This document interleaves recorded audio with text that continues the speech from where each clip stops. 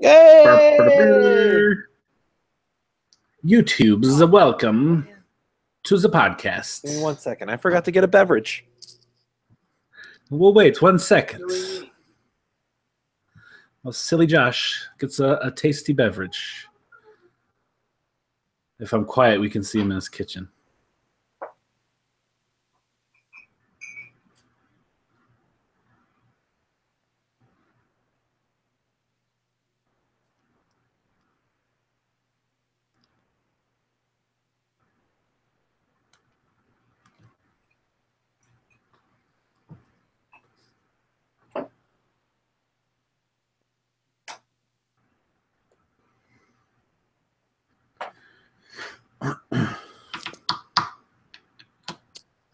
Okay, I'm back. Never fear.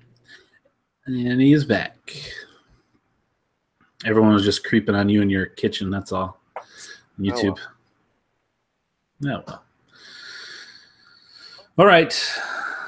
We're ready. You ready for the Audacity? Yep. In 3, 2, 1.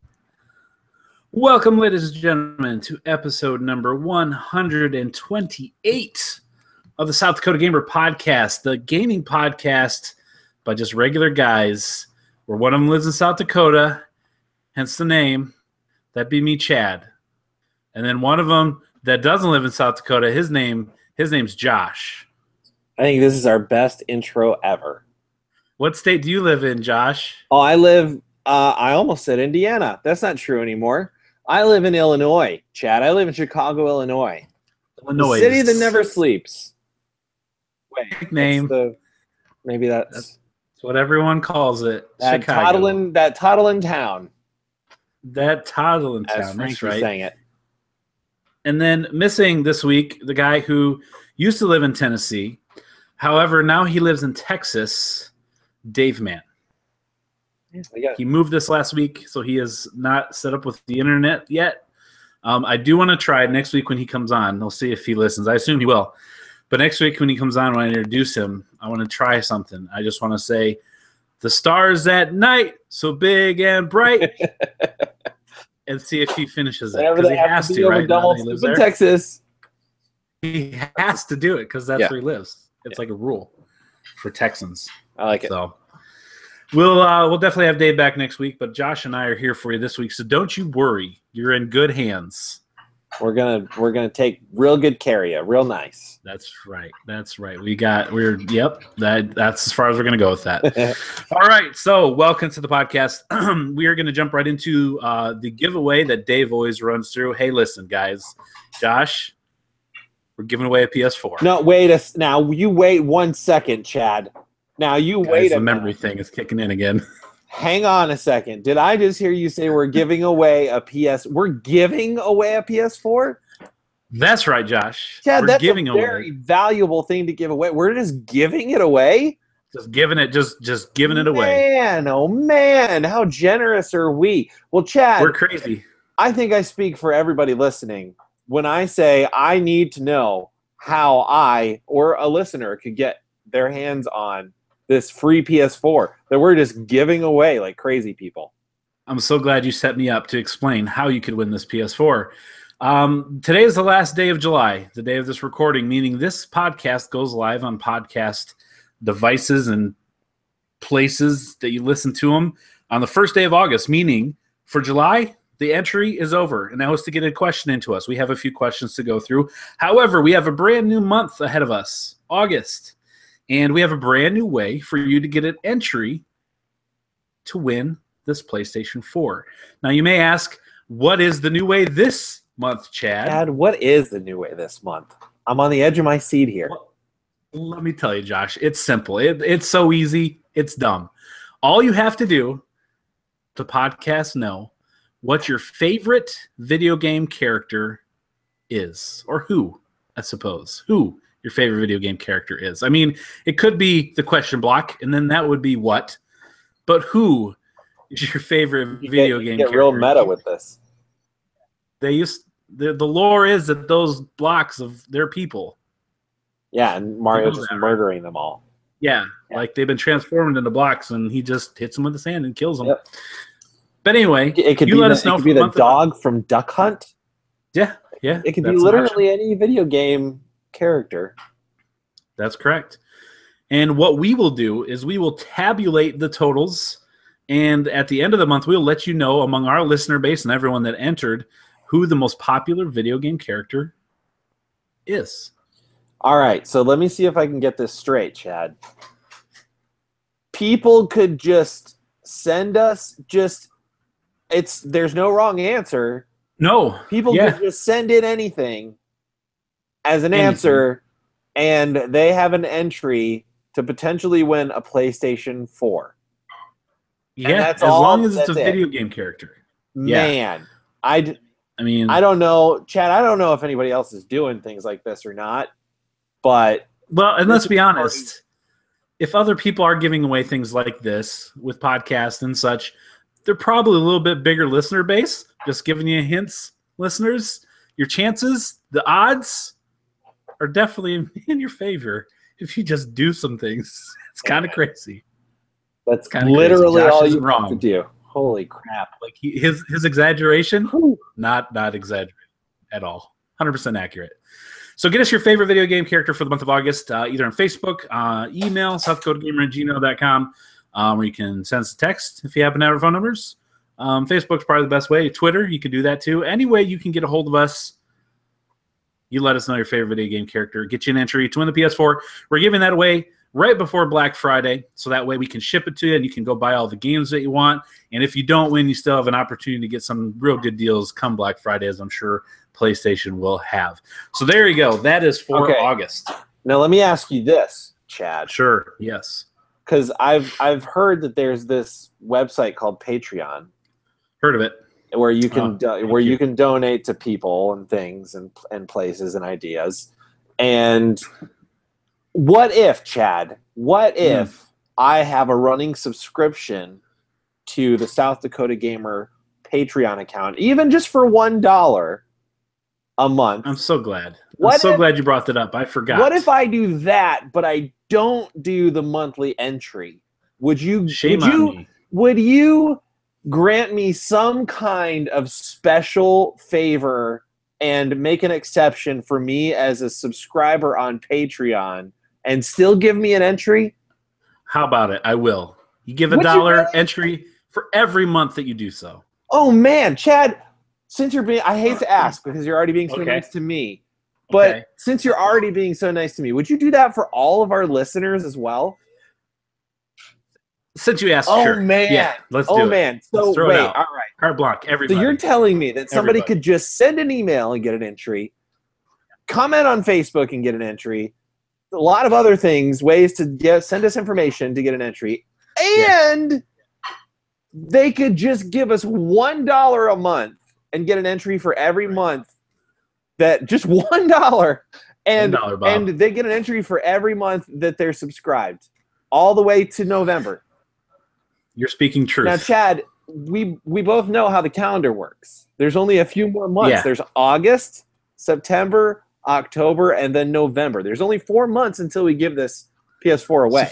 So $4. So you're telling me I could get 4 entries for $4. Entries. I could potentially pay $4 for a PlayStation 4. Or fave it. I could fave it or pave it. $4. That's crazy. Chad, it sounds like I couldn't afford not to be a subscriber. Is what it sounds like. It's because that's what it is. Oh man. Well, all right. I'm exhausted. This is crazy. I can't believe it's happening, but I'm having second thoughts about giving this away. This is just the intro. Me that may not be a great idea. Oh man. Yeah. Whew. All right, there you have it, listeners. There you have it. Chad's doing crazy you stuff. Can win. We want to give you stuff. We're giving it away. All right. So let's move into. We had a few more questions come in for the July entries. So those of you, I put out a Facebook post earlier today and said if you had already submitted July and got a question and got an entry, I was giving you another opportunity to either do so for the first time or calm down there, buddy. You're gonna have an aneurysm. I'm telling you. Or if you'd already submitted one question, I gave you an opportunity today only, and basically you had 5 hours to get us another question, and if you did, I gave you a bonus entry for an additional question.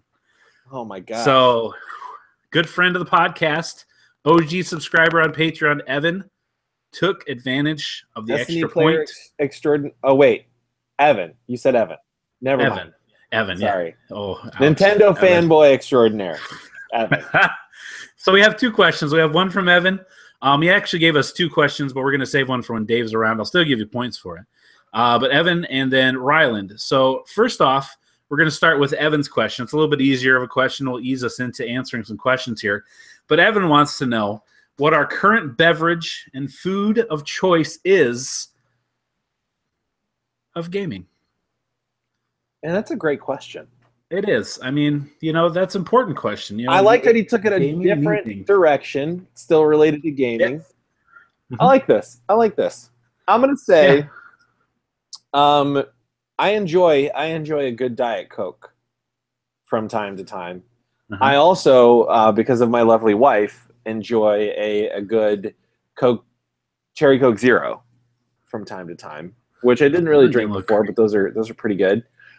So I would say one of those two, accompanied by either some Sour Patch Kids, or if I'm trying to not get my fingers sticky, which happens when you eat things like that, like some good, what are those honey oat pretzel twists?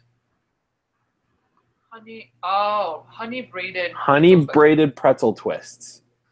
Those sound they don't very even good. need dip. That's how good they are. They're salty, a little bit sweet. Yeah. Just like a bag of those and like a Diet Coke or a Cherry Coke Zero. Man, my mouth is watering right now. I wish I had it. That's good. That's some good stuff right there. Or I like it. Just because it keeps your fingers fairly clean. I mean, if I'm really going for it, like you can't go wrong with the Doritos Jacked Buffalo blue cheese flavor. Dang. Those are pretty good too. Hardcore there. Yeah. I'm similar. I do the Diet Pepsi. That's my beverage of choice. If Diet Coke's in, I won't turn that down. And then usually what I end up doing, it'll sound like I'm 10, but usually it's string cheese. Huh. Good old stick of string cheese, maybe two. Man, that's some good stuff too. We have string cheese every now and then. Yeah, I love me some string cheese. Now, do you go like the regular, like just kind of mozzarella route, or do you do like the other flavors of string cheese? Oh no, I just OG mozzarella. Nice. All right. Yeah. Just keep it. And you know what? Sometimes I do the stringing part where you peel it. Sometimes I get crazy. I just bite it. You just go right into it. Yeah. Sometimes you just got to. Yeah. Sometimes if you're gaming in the middle of a match. That's right. Yeah, you just got to take a bite and chew. So yeah, I like it. I approve. Good question, Evan. Snacks and drinks go hand in hand. Evan didn't tell us what his is? He didn't. No. All right, Evan, you got to follow up and tell us what yours is. We shared. I feel like Evan should share. Agreed. All right, next, a little heavier question. I had to think about it myself a little bit.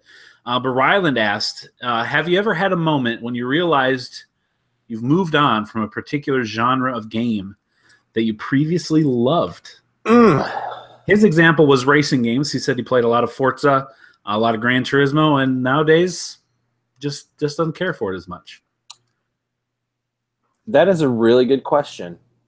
Do you have an answer for this question? Yeah, I thought about it when I saw the question. I had a hard time because I still enjoy pretty much everything I always did. I never really cared for turn-based strategy games, tower defense. I never did and still don't. If I looked at the games I play now versus, whenever, I would say probably the platformer is a game genre that I've kind of moved away from. Sure. And that might not necessarily be because of me. That may just be because, honestly, there really aren't as many of them. There still are. There still are some great ones, but not as many. And so that'd probably be where I would say, platformers, I've kind of moved away from those.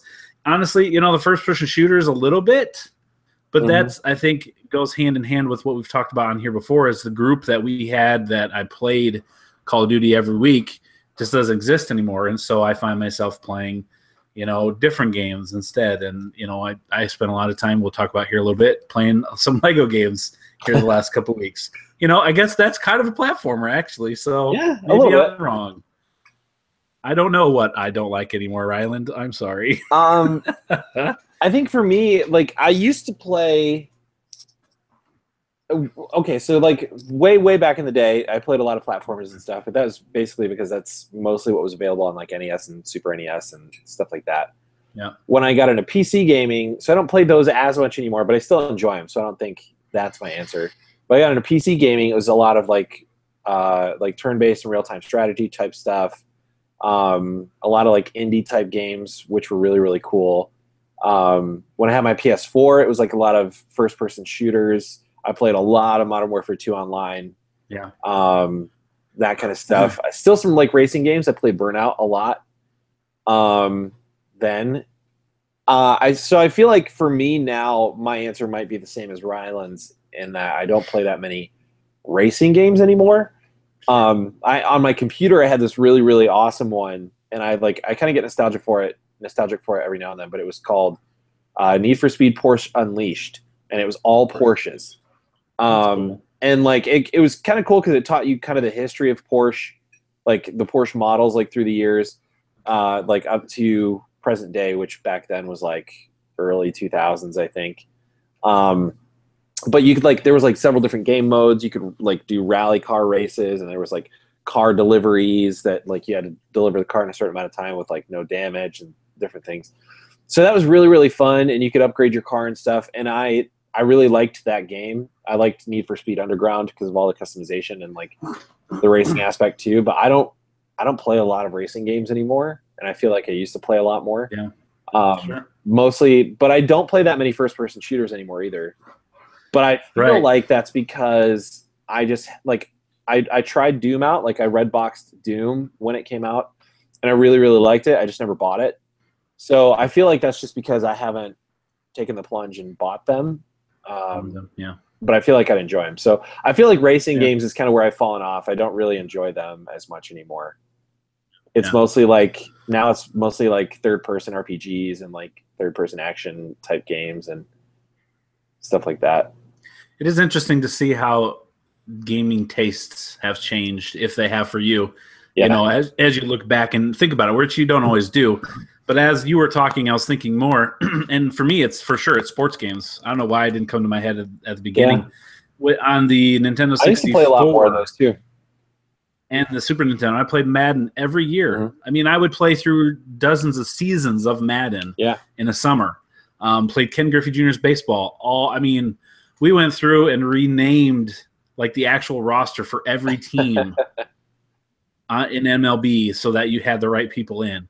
And the last time, I can't remember last time we played a Madden game, like I owned it and played through it and enjoyed it as much as I did then. So same here now that you mention it. I used to, believe it or not, I used to play a lot more sports games than I do now. And they're better now than they ever have been. I know. I have Madden, I think 15, and Cecilia and I played that a couple times, which is fun. I still enjoy playing it, but like I don't really I don't have the urge to like go and get the new one. Like I used to get Quarterback Club every year for the 64. And I think the one I played the most was probably like Quarterback Club 99 or 98. Brett Favre was on the case or label or whatever. And I used to do the same thing. I used to play it through like seasons, and I'd like build a custom team, and I'd like spend time like trades. I'd do trades, and I'd like pay attention to like the player's stats and all this stuff. And then I don't know what happened, but I stopped playing sports games so much. It's weird because they definitely are way better than they ever were. But I'm the same way. Yeah, that's odd. Good question. It is cool to think about too, like how your tastes go in cycles too. Like games that you still enjoy, but you don't necessarily like feel like playing at the moment, and how like that'll come around again. I was just thinking the other day how I kind of want to jump back into Bloodborne, even though I've like already played through it and finished it.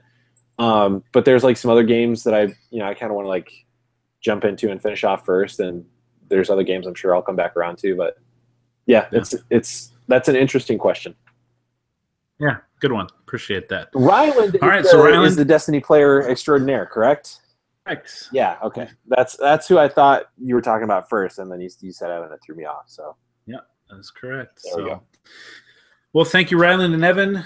Points awarded, entries awarded for the questions. We do appreciate it. So speaking of the games that we used to play and genres we've gotten out of, what are we playing here recently? You've been gone for a week, so this is 2 weeks worth for you, but you still have the same game up here that you had on there last week.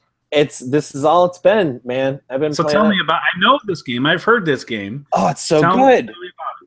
It's so good. So I've been playing Sultan Sanctuary for the last couple of weeks, pretty much exclusively. I was gonna jump back into Horizon the other night, and I just wasn't feeling it, so I stuck with Sultan Sanctuary. Like, there's a couple things that I like about it. I love I never say this about games, but I love the music. Okay. It's great. Like, it doesn't, like, you wouldn't think it would fit because it's like electric guitars, and like kind of like almost like grungy type sound. No vocals or anything, but like it's really, really good. And it goes really well somehow with like the theme and feel of the game, because the game is basically a side-scrolling Dark Souls game. Okay. Like sort of a Metroidvania type mixed with Dark Souls, because like there's areas that you can't get into until you get abilities or keys or whatever, and so you're backtracking back and forth through the same areas to get to other areas. So it's got that Metroidvania feel, but it's also like the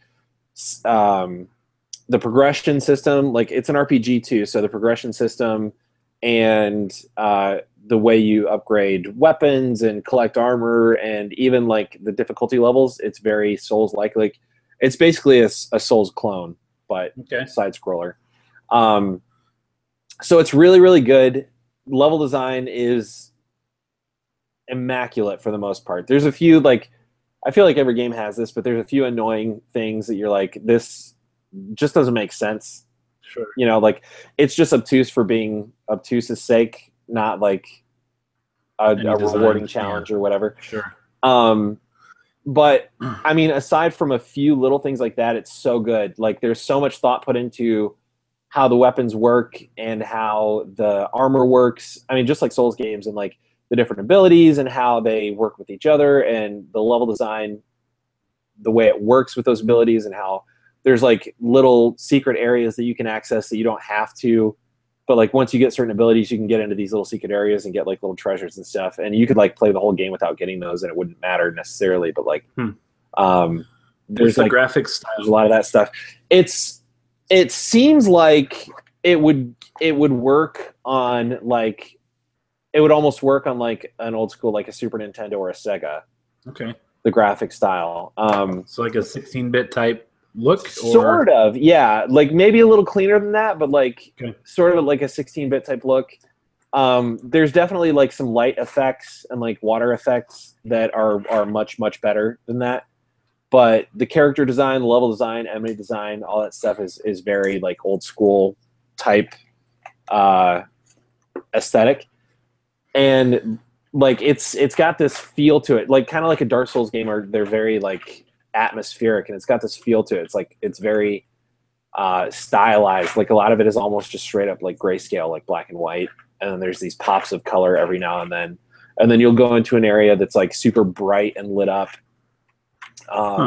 So it's really, really cool. So I'm thoroughly enjoying it. It's like the story not really matter. I mean, the story is sort of like a Dark Souls game too. Like you have a general idea of what's going on, but you could play all the way through it and not have any clue what's actually happening. Or you could follow the story. Like there's some pretty good dialogue. It's all written, like it's all typed out. But there's some pretty good dialogue that like helps you follow the story. And so you can kind of keep track of what's going on. They tell you briefly in the beginning what's happening. But the story is kind of secondary. Okay. I'd say the story is kind of secondary. Sort of like a Dark Souls game. I mean, I generally don't play those for the story. Yeah. You keep mentioning Dark Souls. Is it punishing like Dark Souls? Yes. Like Yeah, It so is. So if you don't like the difficulty level of Dark Souls, you probably won't like this has that right. Yeah, okay. it's but like, and it's weird. It's weird to talk about a side-scrolling game that way because they're generally not that hard. But sure. this game, so like in Dark Souls, you collect depending on the game you're playing. If you're playing Bloodborne, you're collecting like blood echoes or whatever. I can't remember what they called it. Yeah. In Dark Souls, you collect souls. In this game, you collect salt for every enemy you kill. So you're carrying that with you until you get to, in Dark Souls it'd be bonfires. In this game it's sanctuaries. So when you get to a sanctuary, that's where you can level up, and like you can sacrifice these little idols to call NPCs to your sanctuary. So like you can call in a blacksmith or a guide that lets you travel to any other sanctuary you've been to, or different things like that. So there's all these sanctuaries all over the place, and so that's where you level up and stuff. But if you die before you get to a sanctuary, then the enemy that killed you now has all of your salt that you were carrying, and you have to go back and kill that enemy to get it back. Or if you die from like falling off a ledge or something, your salt takes the shape of what they call an otherworldly creature. It's super easy to kill, but you have to go back and kill it and get your salt. And then if you die without collecting your salt, then all of that's just lost. Gone. And you just have 0, which has happened to me a few times. But like, so it's punishing in that sense, and also you can't save the game. So if you want to stop playing, you have to get to a sanctuary. Right. So it like that can get frustrating and challenging too if you're in like a new area and you don't know where the sanctuary is in this new area, because every new area has one. So like you just kind of have to keep playing until you get to the sanctuary, but you also don't know exactly how the enemies act in this new area. So there's a really good chance you could die. So it is very, very challenging. It's punishing like a Dark Souls game. Like when I play it, there's a lot of cursing that happens, just like when I played Dark Souls game. But it's you work through it. Yeah, it's just as rewarding, I think, when you finally like beat a boss or finish an area or whatever, or when you discover a new area. And that's what I enjoy about the Dark Souls games. That's what I enjoy about this game. So it's really, really good. I feel like I'm quite a ways in, and I'm still not sure that I'm even close to the end. So it's satisfyingly long as well. Good. Awesome. And there's a lot of replay value, like if you want to play back through it with a different like class or something. Okay. So it's really, really good. But that's all I've been playing. It's definitely been more than enough to occupy my time. Yeah. Awesome. All right. For me, kind of the same as the week before. Played some more Overwatch. Did play a little bit more Destiny 2 beta with Dave, and I did get into some of the PvP stuff, which I enjoyed.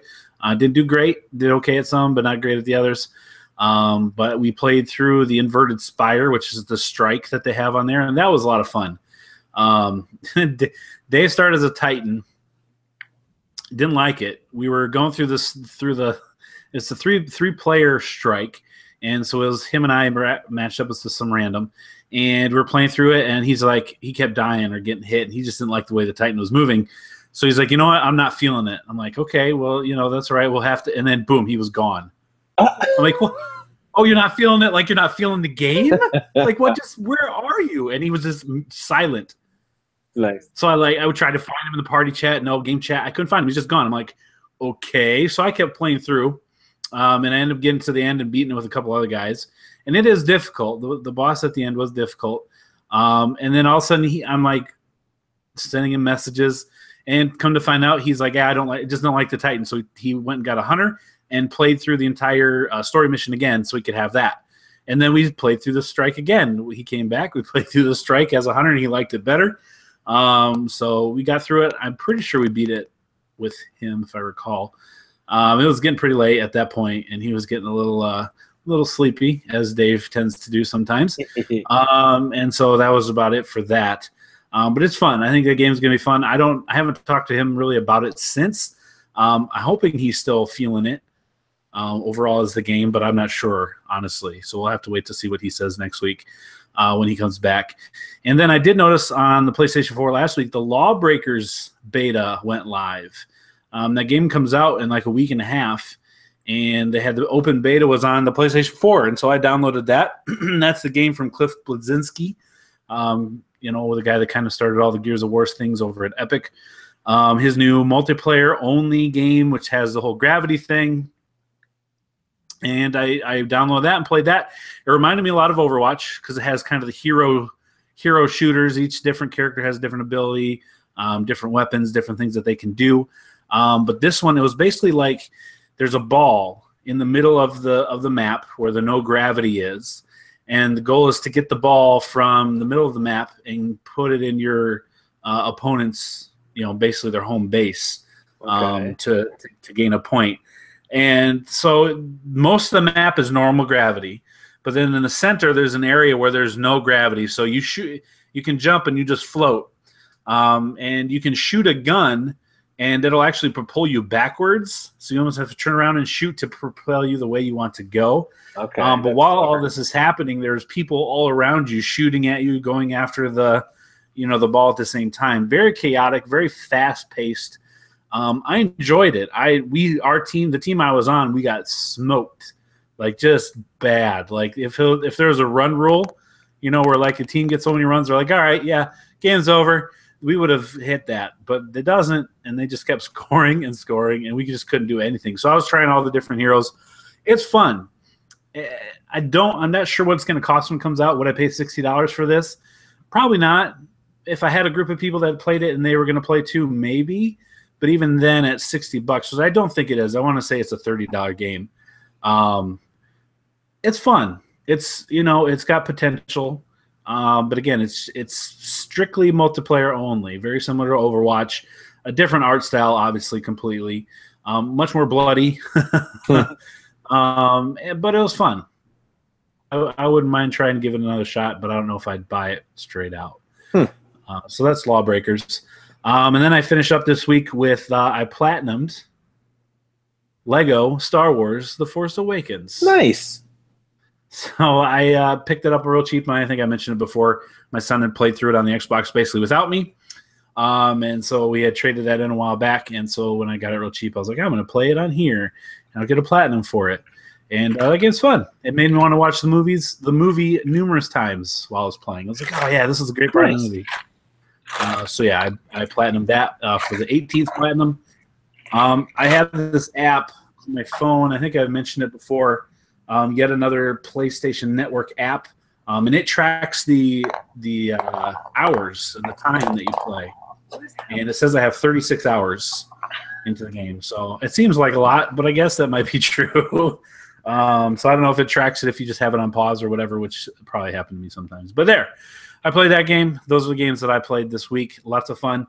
Nice. Dave, I'm not going to steal his thunder as I want to do on this podcast, but Dave has an amazing story to tell us all next week about what he's been playing this past week. If you recall, he moved from Tennessee to Texas. Mm-hmm. He's got a fantastic, amazing story, which I will not steal the thunder for to tell us next week, but a little teaser for you. Well, now I'm definitely want to hear this. And you know how Dave gets. You're going to want to hear this.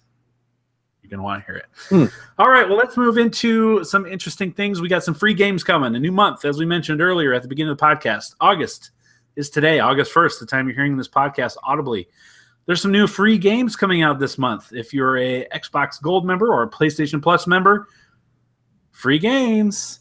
Josh, you want to let our listeners know what these free games are? I would love to, Chad. All right, Xbox weirdos, listen up. Hey, here are the games that you can get for free this month with Gold. The 1st through the 15th, Slime Rancher. I think it's supposed to be Rancher. Rancher, okay. That would make more sense. Slime Rancher, that's a word I know. Does it? Yeah, I mean, the word makes sense, but does it? Slime Rancher? Well, you know, Slime Rancher is the 1st through the 15th, so get on that. That's exciting. Trials Fusion, which actually is a good game, the 16th through the 30th. Bayonetta is the 1st through the 15th. Great game. And Red Faction, another pretty good game, 16th through the 30th. So that's a strong lineup for games with Gold. For August PlayStation Plus members, you can get the following games for free. For PS4, Just Cause 3, which I'm very excited about. It was a fun game. I had 1 and 2 on the PC. Never played 3, so I'm excited about this. And also Assassin's Creed Freedom Cry, which is that one of the side scroller like. No, this was the standalone quote unquote DLC that came after Black Flag. Okay. So there's I don't remember if he was a slave or like a freed slave. I can't remember his name. Big black dude. He was on your ship. In 4, he was like your main guy, like your whatever they call your main guy in the ship. Okay. The main guy, First mate? Not number 2 because it's not the Enterprise, but First mate or number 1, first mate. There you go. Yeah. Oh, anyways, he was the first mate on your ship, and the Freedom Cry is a standalone story of his story. Oh, cool. And the island where he came from, and kind of play as him through the story. So it's pretty cool. I played through it. It's really good. Cool. All right. I'm looking forward to that. We can also get for PS3 Super Motherload and Snake Ball. Jump on that. And for the Vita, Level 22 and Downwell, which is actually pretty cool. And Downwell's cross-buy, so if you download it on the, you can go on the PlayStation website, download it to your Vita, even if you don't have a Vita, and because it's cross-buy, you will also own it on the PlayStation 4. Nice. So I'm excited about that. I still haven't played that, but I was very interested in that when that came out. So very cool. Strong lineups for both. Yeah. There you go. Free games for the month of August. Get those. All right, that's going to bring us into the news that you can use if you so choose to do so. And we have a new slogan. This is brought to us by our good friend Paco and First Hand Supply. And Dave and I came up with their new slogan. Josh, you want to read it for everyone? Dip the world in it. I like it. That's right. Dip the world in it. Found out they didn't like rub your face on it. They didn't like that at all. Okay. Sorry about that. We talked through it live on the air, and we came up with dip the world in it because they just got great products, and you just want to dip the whole world. Okay. Not rubbing because they don't like that. Okay. But the dipping, I think they're okay with that. We'll see. Okay. Well, it's less colorful for sure. Yeah. But probably more practical. Probably. And in case you hadn't seen, they came out with some new products today. Oh. We have some soy candles and some other scented products that you can purchase from firsthandsupply.com, along with the fantastic beard oils, pomades, and all the lovely scented things that they have. I do love their beard oil. It is the best. I definitely recommend it. So firsthandsupply.com, dip the world in it. Nice. Very nice. All right, so we have a few news items here this week. First off, the Switch, Nintendo Switch. We've talked about that. We answered a few questions last week regarding the Nintendo Switch. And then right after the podcast, we found out through Nintendo's earnings call that they have sold 4.7 million Switch consoles since March. So it's March, April, May, June, and July. 5 months, almost 5 million consoles so far. That's pretty good. They're moving some units. Pretty good. It's not bad. So it's a good sign. And I would assume, and I think this might not even be the entire month of July, so I'm sure it's over 5 million by this point. And it's still tough to find. I know that it's a little more readily available. I've seen some here and there, but still not something you're just going to I still haven't seen one like actually in a store. Yeah. So there's a good sign for Nintendo. Hopefully a good sign to get some third-party developers on board making some games for their console as well. I think if they start seeing some obviously positive sales and a lot of people buying them, they're more likely to systems. Obviously, we got Skyrim coming out later this year on the Switch, and if that does well, if that sells well, I think that'll also help. So there's a lot of Switches out there doing well. Sounds great. It's exciting. I still enjoy mine. And I know if I traveled a little bit more, I'd probably use it even more. But my kids use it every weekend. Like driving to church, I mean, that's awesome. Every weekend they're playing Minecraft or whatever on the Switch the entire ride. So kind of Is cool there deal. a game coming up that you're like stoked about at this point? That's a good question. I was thinking about that the other day. Like Mario plus Rabbids comes out here in August. All right. It's like, that's the strategy, like XCOM type game. And I know it's got the Mario cute rabbit skin on it. Yeah. I don't know if it really speaks to me. The next big game is Mario Odyssey in October. So like that's really all that's on my radar. Splatoon. The more I hear people talk about Splatoon, even though I wasn't a huge Splatoon 1 fan. It sounds really good. It sounds like a lot of fun. It's beautiful, looks gorgeous. So if once that drops a little bit, I may swing and get that too. So nice. Next, PUBG. We talked about this. Had another question about this last week. PlayerUnknown's Battlegrounds for the PC. We talked about crossplay. PC and Xbox crossplay and the advantages and disadvantages. Depending on where you're playing and things of that nature. I think, what's his name? I had it on the tip of my tongue. The PlayerUnknown himself, can't remember his name, put out a post last week saying that they currently are playing it on the Xbox One on the servers right now, in-house. They've got 5 people working on getting it over to Xbox One. It's currently playable. It's 30 to 40 frames per second right now. So it's not running at 60, but a locked 30 is not a bad thing. Not bad. But only 5 people are working on it, and they're currently working on it. So the announcement is still that it is coming to Xbox One by the end of this year. They have not changed that. So he just gave a little update on that. That's exciting. That's encouraging. I will tell you, I've watched a ton of hours of people playing this game. It looks pretty good. I found a couple streamers that I enjoy their personalities and such, and it's fun to watch. It's fun to watch good players play, and it makes me want to play so bad. Like I checked my PC. I mentioned that before, my laptop. It can't run it. It's not even close. Yeah. But I really, really want to play this game, so I can't wait for it to come to Xbox. It may take me away from my PlayStation. It looks good. It looks like another one of those games. Yeah. You remember how, like, what was it, like Battlefield 4? Everybody was always, like, coming to podcasts, or, like, you just hear people talking, like, sharing crazy stories about, like, crazy things that would happen. This seems like the next one of those. Like, people are going to be playing this over the weekend and then talking to their buddies at work or, like, on podcasts or whatever about, like, this crazy thing that happened in PlayerUnknown Battleground. It seems like the next one of those. And, like, it seems like a lot of fun to play. It's definitely a lot of fun to watch. I've watched a few streams myself. It's still only early access. It's not even fully out yet, on Steam. So you could get it for $30. Cool. And it's sold over 5 million copies so far in 1 month. 5 million copies of the game. We said that last week. And then today we find out that it is now on concurrent players. It is number 3 on Steam, behind only Dota 2 and Counter-Strike Go. Those are the only 2 games that have more players playing at one time. It's the first, or it's the highest. They're at 481 some odd thousand players at once. It's the highest number ever of any game that isn't a Valve game. That is a crazy stat to me, because there's been some and the one before it was Fallout 4. Yeah. Fallout 4 was like 380 or 400 some. Wow. But this is the highest of any game that's not made by Valve. That's impressive. This guy's going to make, and it's not even this out. guy's going to make a ton of money. Oh, they already are. I mean, it's 481,000 players playing at once. Oh man. So 5 million copies in just under a month. Yeah, that's impressive. Bravo to him.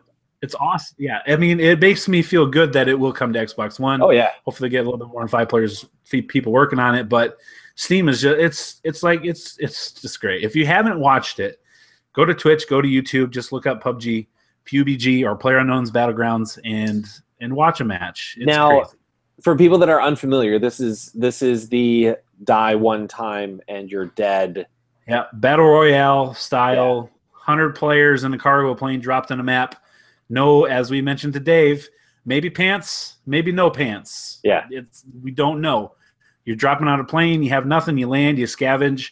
You see people trying to beat each other to death before they have guns. It's like a Hunger Games, but like 100 people. And then the circle that you have to be in continually shrinks as it forces you together, forces conflict. Very Hunger Games. And I've heard there's a movie out there, came out like 2010 or something, called Battle Royale. Battle Royale. It's a Japanese movie with English subtitles, and they say it's basically that movie. Oh, no way. And you should watch it. It's like better than it's the Hunger Games, but better. Is this a Japanese game? No. He is in Finland. Oh, okay. I knew it was foreign. European. I don't know where. Yeah. But supposedly this movie Battle Cool. Royale, it's on Netflix. It's supposed to be real good, and actually they're coming out with some cosmetic things, clothing and stuff that basically are the exact costumes from the movie itself. Very cool. Anyway, PUBG taking the internet by storm. Nice. All right, next. Not really a specifically video game thing, and there will be no spoilers, Josh, so don't worry. All right. But Star Wars Battlefront 2, we know that game is coming out. Oh, no, sorry. Never mind. Just stop. The game coming out in November. You know that. No spoilers there. Battlefront 2 is coming out. Star Wars Battlefront 2 coming out in November. We know it is canon. It's going to have a lot of different characters, a lot of different battles from all the movies, prequels, and current and original trilogy. And this game will also have a story. We've talked about that before. It'll have a group of people. Iden Visario is the main actress. They are in the Empire, part of the Inferno Squad, which is a group of elite soldiers, basically your Navy SEALs, for the Empire, going around and doing some secret missions.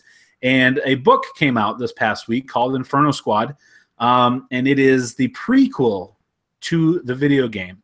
I have all the Star Wars canon books, like everything that they've done up to this point. It's kind of a thing I'm doing, is getting every novel, not necessarily every little book that they do, but all the main canonical novels I'm getting, reading, and owning. So, of course, I had to get this one. I'm reading through it. I'm about halfway through, and it is fantastic. It gives you a completely different perspective, obviously, from the Empire side, starting literally at Death Star 1, blowing up Alderaan. And do you care if I give you spoilers for the book? Oh, no. I mean, this is this is stuff that's already happened. Okay. Yeah, so this has already happened. So she's a great TIE fighter. Okay. TIE pilot. Her father's an admiral in the Navy, and he's very strict, very stern, treats her not like a daughter, but more like a soldier her whole life. But she's real good.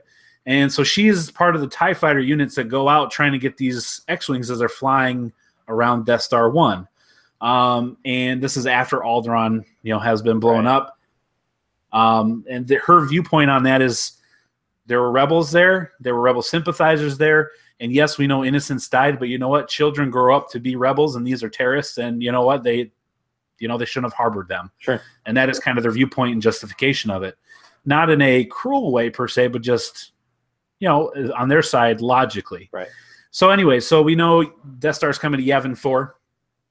And they're looking at all these little fighters, X-Wings and Y-Wings coming, and they're like, what do they hope to accomplish? They don't stand a chance to get this giant Death Star. And so they send out the TIE units when they start hitting the trenches, because the higher-ups know what they're doing. If from Rogue One, if you've seen that, you know why they're going into the trenches. Well, if you've seen Episode 4, you know why. But all the regular people, the people flying the TIE fighters, have no idea. They just know, go out and shoot these X-Wings. So wait, they're operating on the knowledge that this flaw exists, or they're guessing? No, they don't know. The normal, like the higher ups know. Vader, the admirals. So they know this flaw exists. Yes, because they know those plans were stolen. The Death Star plans were stolen. So they have found out why the plans were stolen. And I don't, that's a good question. Maybe they don't fully know the exact. They just know the rebels probably. But they know something. Okay. Yeah, they know something's up, that they think they know something. Okay. Because if you remember the movie, Tarkin's like, no. Yeah. Why would I leave in our moment of triumph? He has no idea that there's a flaw. But I think Vader, and that's why he goes out in his TIE fighters, because he realizes something's going on. Sense.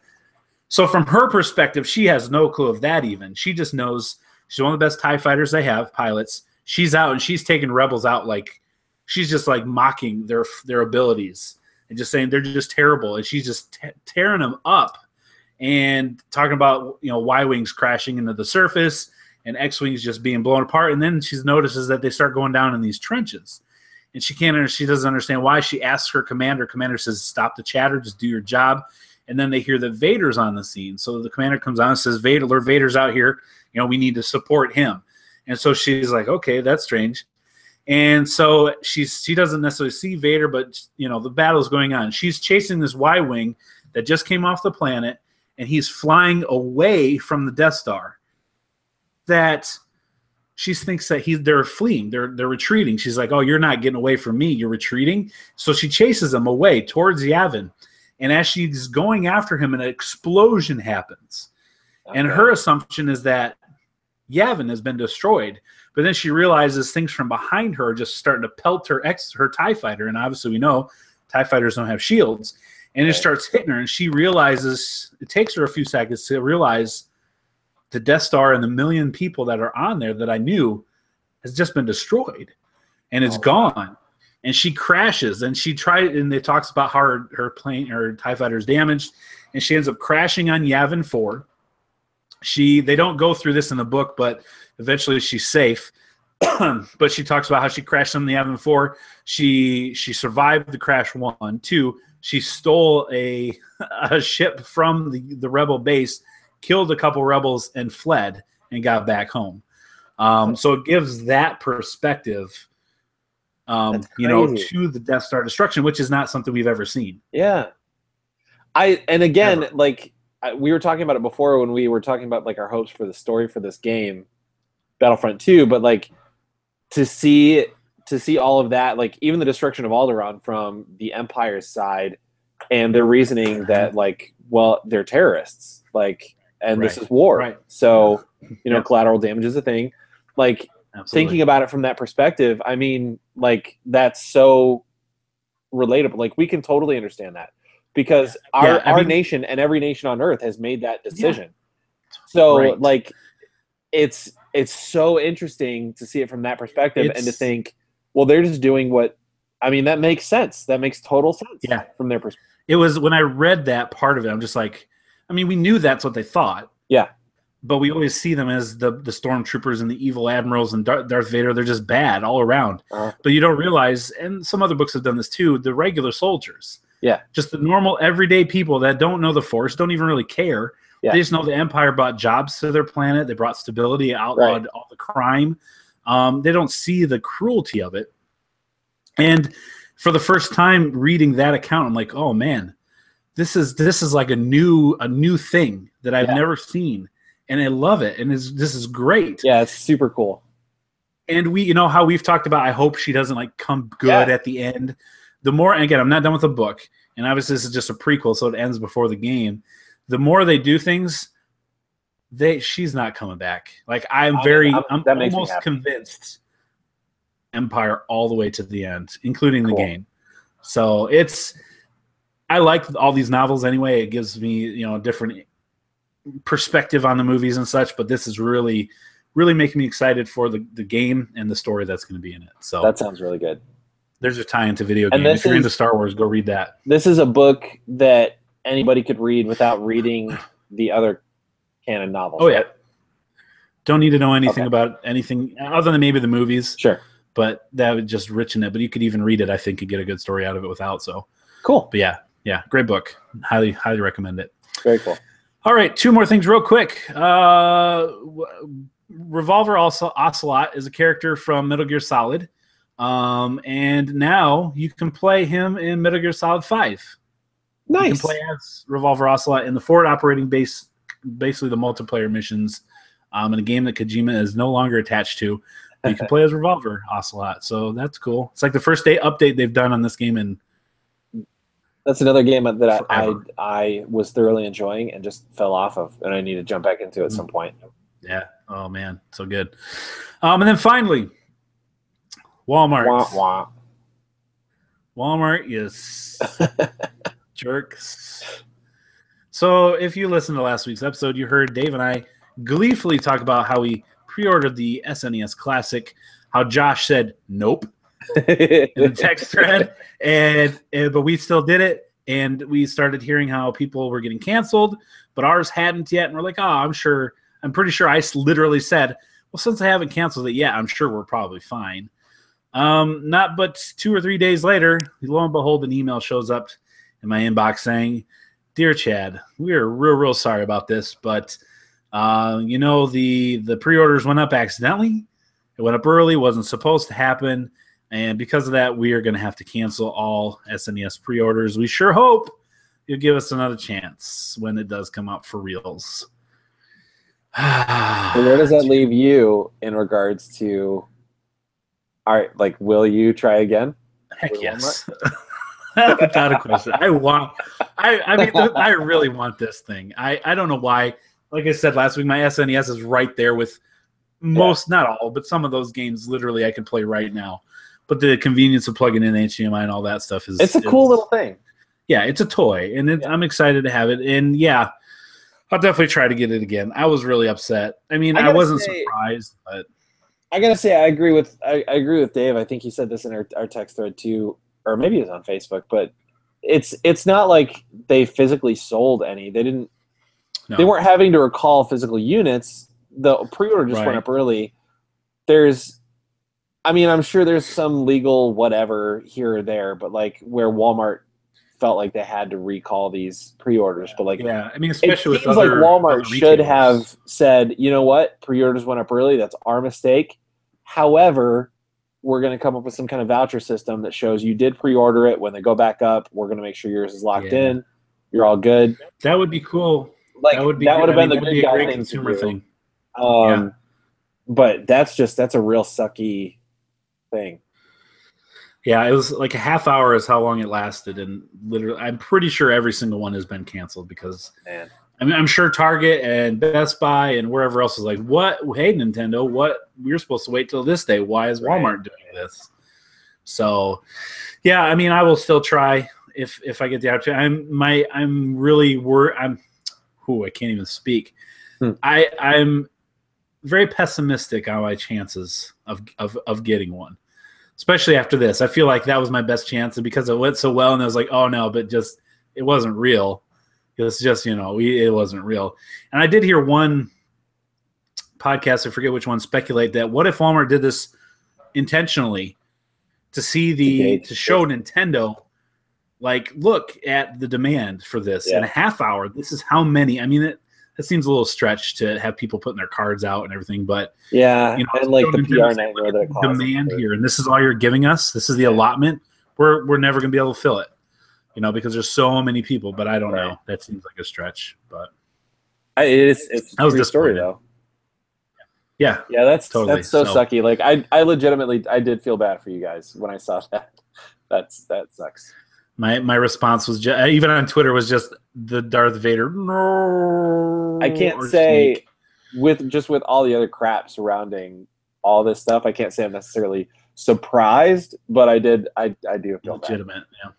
Yeah, legitimate. I actually did have someone on Twitter for Walmart respond to that. My no, and Dave had said a couple things, and he's like, "Hey, I'm real sorry about that, Chad." And on Twitter, I didn't respond to him. He's like, "Hopefully, they'll give us another shot." I'm like, "Oh, whatever, man.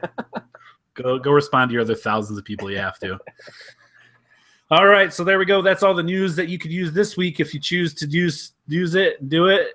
That's it. All right, so there's a couple new releases coming out this week. Josh, one I know you really, really, really, really want to play, but the Xbox. What did you call them? The Xbox. You called the Xbox people something. Oh, the weirdos. The games. Yeah. So the first game is The Long Dark, coming out for the PlayStation 4, Xbox One, PC. I've actually been following this game since it was way early in development, and this is one I'm excited about too. Okay. I've been following their Facebook page and watching videos of different stages that they're at. It seems pretty cool. Yeah. And then the one for only the Xbox weirdos and PlayStation nerds or PC nerds is Tacoma. Yeah. The second. That's got to come to PS4 at some point. I'm sure it will. Yeah. I'm sure it will. Whether it's a Tomb Raider year or inside 2 months, no one knows, but I'm sure it will eventually. But I'm excited to see. I mean, this, if nothing else, gives me a chance to see how everybody's reacting to it, to see, I guess, how good it is first. But I can't imagine that it'll be bad. I'm so excited about this game. And they've been so tight-lipped on it just because it's similar to Gone Home. You can't really say anything about it without giving it away, and they don't want to give it away. So it's you only gotta trust us. I'm sure it's not an expensive game. I don't know what it's gonna cost, but I'd be surprised if it was over 20. But yeah, it looks interesting, everything they've shown. And I enjoyed Gone Home. Mm-hmm. I didn't get caught up in the phenomenon when it happened. I kind of got it afterwards. Yeah, same. But yeah. Somehow I managed to avoid all spoilers or indications of what Gone Home even was, really. Yeah. So when I played it, it was totally fresh on me. So I thought it was one thing the whole time, and then there was like a couple times where I guessed at what it was, and that's Sure. not what it was. And so it was really, really good. And I mean, that's why I'm so excited about Tacoma, especially like with everything that they've said about the story and what they're doing, like the new kind of gameplay elements they're adding. Still like sort of a mystery, but like the idea that you can like watch reenactments of like what's going on and like, you know, speed up time or go backwards in time and then go to another place and play the same moments and see what's happening there at the same time and like piece it together. That's a really, really cool idea. Yeah. I'm excited about it. It looks good. All right. Well, that's going to do it for the new releases, and thereby this week, being there's just two of us, that's going to do it for the podcast. Thanks so much for stopping by and listening. Remember, you can go and enter to win a PlayStation 4. That's right. Free play it. Man. It's free? 4. There you go. Tongue twister. And remember, we are part of the SiouxEmpire.com podcast family here in South Dakota. See, the Sioux, that's an Indian nation that lived here in South Dakota. And that's why there are cities named after them, like Sioux Falls. And this area is the Sioux area.